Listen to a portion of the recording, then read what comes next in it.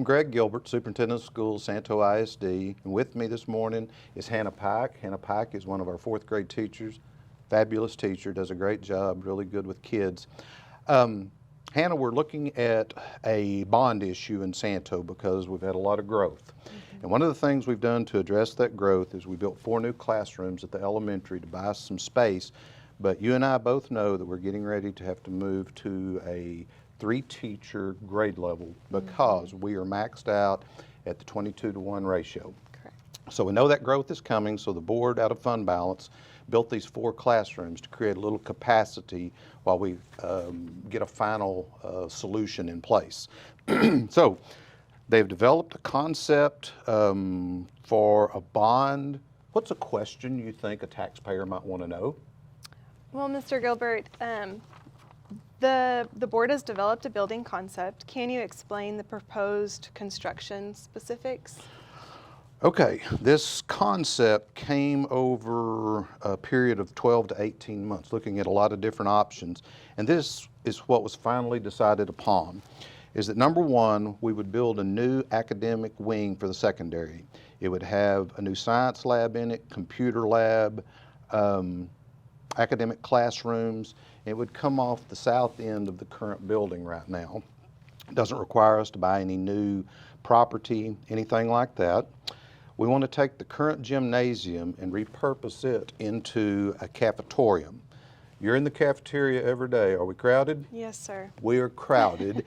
And so the reason we like the idea of this gymnasium that was built in 1978 is its location. And if we look at our current cafeteria, it has about 5,500 square feet. If we move to this idea of a cafetorium, we would double the space. And that way, instead of feeding children from 10:30 until after 1 o'clock, we could compress that eating time, which I think is good for kids, good for adults, good for parents and everybody. If we then take over that current gymnasium, we're going to have to build a new gymnasium, and it will be a multi-purpose gymnasium that would be on the far south end of the district. And it would be multi-purpose from the standpoints where we would host volleyball games, basketball games, graduation, band performances, and we've kind of outgrown our current gym. We've absolutely outgrown the dressing areas. We just don't have enough space. So one of the interesting things that I think you probably don't know this is that we have an old rock gym that was built in 1934. We then built this gym, we call our main gym, in 1978, 45 years later. So then if you take 1978 to right now, 45 years later is when we're proposing another new gymnasium. I just thought that was odd that both are in 45-year segments. But we're really struggling for dressing areas for kids and that type thing. In addition to it, we want to take an existing facility and repurpose it into a 1-act play area. They need their own home. They are yearly going past district. They have a lot of stuff. They need a home. And right now they're having to share a stage with the elementary, and I think it would really help both campuses if they had their own spot and y'all don't have to shuffle for space on a stage. We also have already taken steps. We're going to move our bus facility to the old Fertitex building down by the post office. We've just outgrown the space here. We need it for academic area, and if the community will watch, we'll start working on that facility down there. It's going to serve us well, and it's going to be a good look in our community. It's going to be a good looking facility when we get it all put together. We're going to have to upgrade and relocate some utilities. And then one of the biggest things, there are huge safety upgrades in this process. If this bond election passes, Hannah Pike will be able to start on the elementary and walk almost anywhere in Santo ISD without ever stepping outside. And if you step outside, you'll be in a high-fenced area.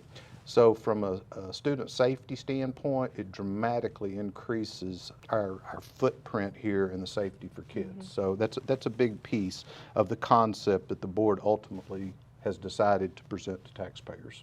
What else would a taxpayer ask? Well, if the bond is approved on November 7th, how long before construction would be completed? It will be a long process. So if the bond proposal was passed on November the 7th, bonds would be sold in January. It would take about 6 months to get everything in motion. So we're looking at 2 to 2.5 years out before students are actually in facilities. And one of the things that concerns us is that we appear to be growing at least 7% per year. And during that time, where are we going to put kids? And we'll figure it out. We're going to take good care of kids, but at some point we'll have to look at portable buildings. Right. But in this concept, it's kind of a three-step dance. You first have to build an academic wing, move kids, then that creates these different movements. So this concept, if there's a pro to it, I think it's an efficient use of money, even though $27 million is a huge amount of money. The negative to it, it's a three-step process. It's going to have to be built in phases. But I think it's very doable, and in the end, I think it takes really good care of kids. Our last bond issue has served us well for 20 years, and I hope if this is approved, we don't have to come back to taxpayers for another 20 years. Early voting begins on October 23rd. The election is on November the 7th. There's a lot of really good information on the website. Please call me, Greg Gilbert, 940-769-2835 if you have any questions. Hannah Pack, I appreciate what you do up here every day with kids. You didn't know you were going to be talking to me today, so I caught you because you were available, and I appreciate you asking some good questions. Yes, sir. Thank you.